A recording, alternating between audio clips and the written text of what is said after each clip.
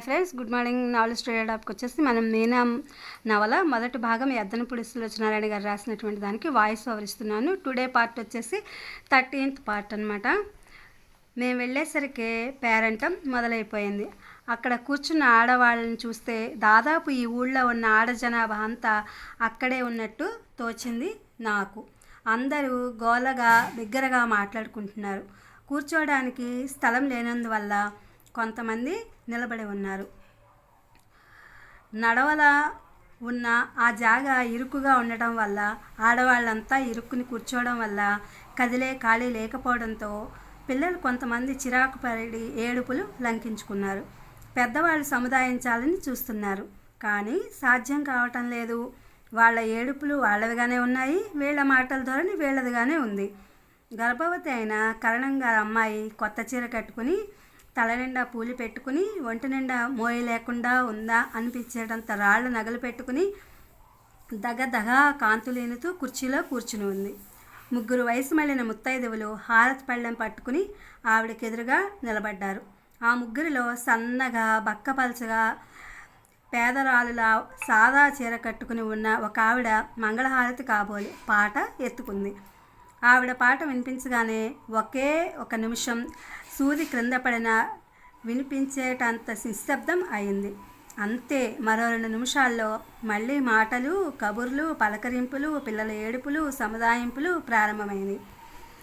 అంతవరకు ఆవిడని పాట పాడమని కోరి పాడితే గాని వీల్లేదని బలవంతం చేసిన వాళ్ళెవరూ ఆవిడ పాటని వినడం లేదని నేను గమనించాను. అదే నాలాంటిదైతే చురా చూసి ముఖం మార్చుకుని ముక్కు మీద కోపం తెచ్చుకుని ఠక్కున పాట ఆపేసి ఉండేది. కానీ ఆ పాట పాడే ఆవిడ మహా ఓపికవంతురాలుగా ఉంది. ఏదైనా పని మొదలు పెడితే దాని చివరికంటా సాధించి నరంలా సాగే స్వభావం కలదేమో. ఎవరు వినకపోయినా అందరూ వింటున్నంత శ్రద్ధగా కంఠమెత్తి తన మానాన తను పాడుకుంటూనే ఉంటుంది. చోటు లేక గుమ్మం దగ్గరే నిలబడిపోయిన మమ్మల్ని చూడగానే కరణం గారి భార్య కాళ్ళ కడియాలు గొర్రెపు గొలుసుల కణకణలాడించుకుంటూ వచ్చి, అదేమిటి రాజు, పరాయి పిల్లల అక్కడెక్కడో నిలబడిపోతావు, ఇంత మొహమాటం గలదానివి, రేపు పెళ్ళైతే ఎలాగే తల్లి, ఇలా రండి అంటూ మమ్మల్ని తన వెంట తీసుకుని వెళ్ళి కుర్చీ దగ్గరగా కూర్చుని ఉన్న 2 ఆడపిల్లల్ని భుజం తట్టి, మీరు కాస్త అటు సర్దుకోండి కోడలి పిల్లలు అంటూ వాళ్ళని లేపి మమ్మల్ని కూర్చోబెట్టింది. పేరంటానికి వచ్చిన వాళ్ళల్లో చాలామంది కళ్ళు నా మీదనే కేంద్రీకృతమై ఉన్నట్టు నేను కనిపెట్టకపోలేదు. కానీ అదేం గమనించని ముగ్ధురాలిలా రాజేశ్వరితో మాట్లాడడం ప్రారంభించాను.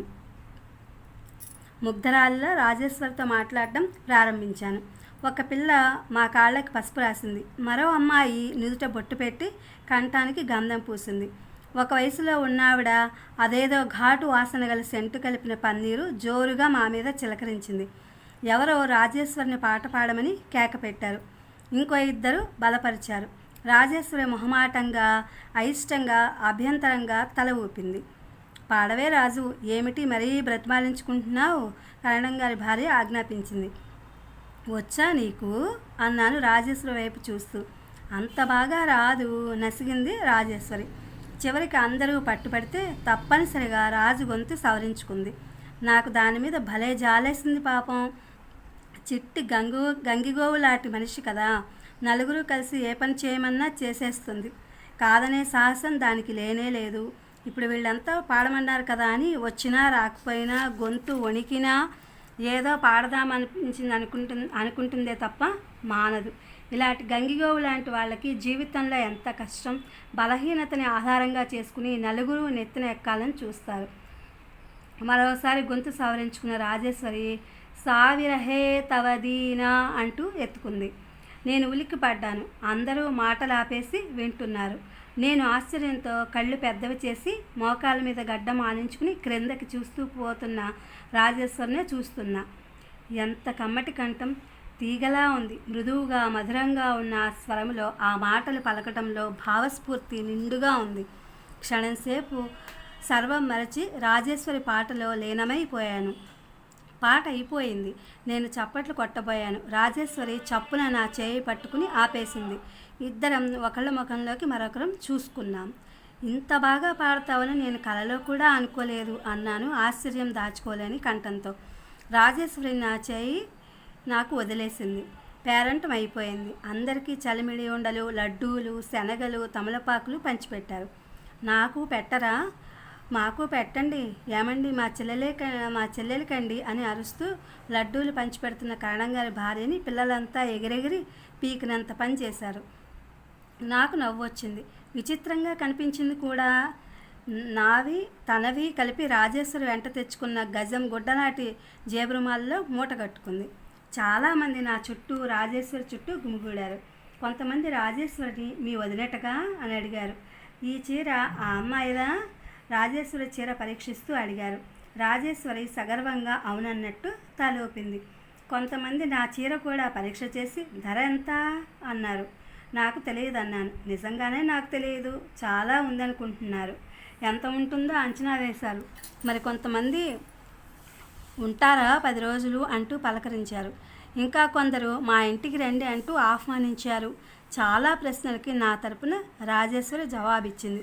కరణంగారి భార్య నా జబ్బ పట్టుకుని 4-5 పెద్దవాళ్ళ దగ్గరికి తీసుకెళ్ళి మన హనుమంతు కూతురు అంటూ చూపించింది. నా మనసు పురివిప్పిన నెమలలా అయింది.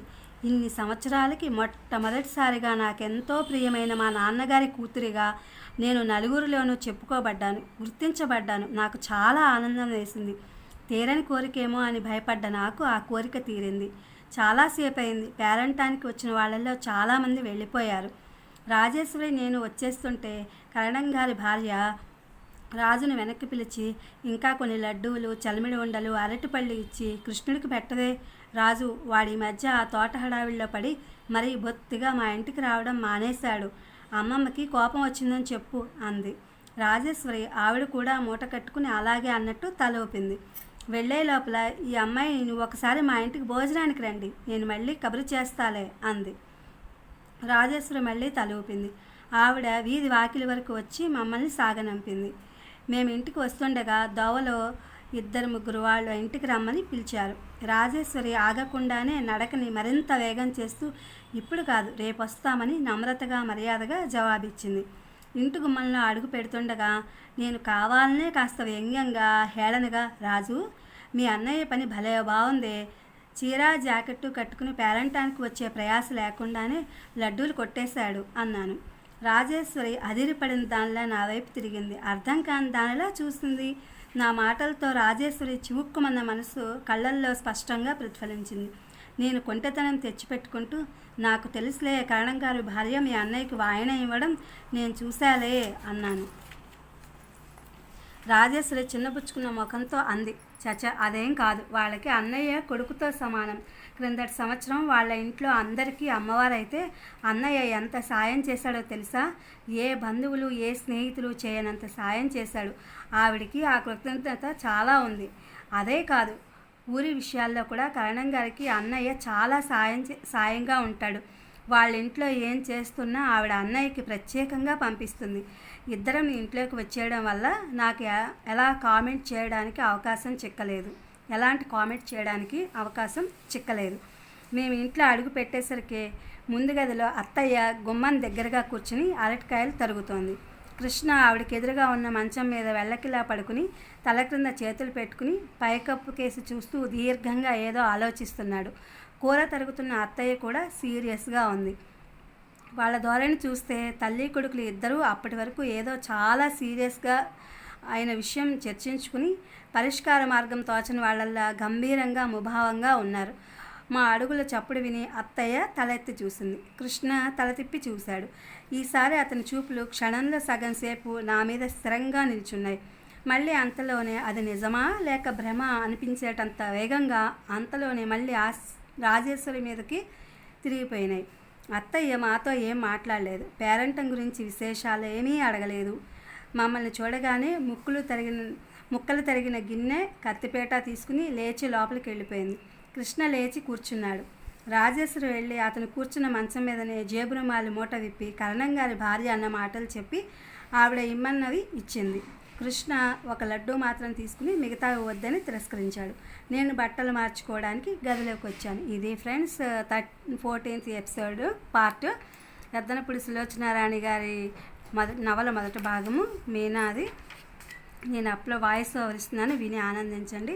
Please my channel like, share, subscribe and comment. Thank you for watching. Thank you for our support.